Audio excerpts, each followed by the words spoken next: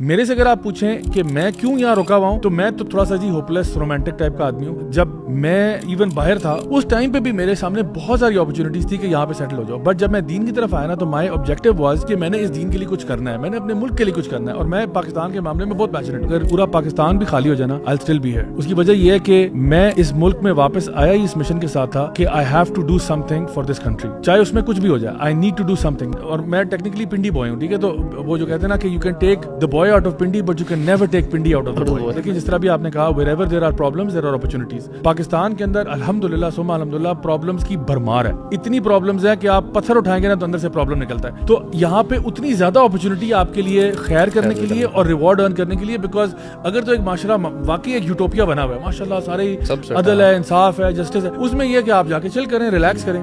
میرا وہ ریلیکس والا مائنڈ سیٹ ہی نہیں ہے. میں کہتا ہوں I need to fix things, I need to fix problems. یہاں پہ الحمدللہ میں نے کہا پرابلمس بے شمار ہیں. سو ناؤ کچھ بھی کرنے آپ کو اللہ کی طرف سے ایک اپرچونٹی ہے to earn as much good as you can possibly do, right. وہ جو اقبال کا شعر ہے, اگرچہ بہت ہیں جماعت کی آستینوں میں, مجھے ہے حکم اذان لا الہ الا اللہ. ہم نے تو اذان دینی ہے بھائی, ہم نے تو خیر کی طرف لوگوں کو لے کے جانا ہے.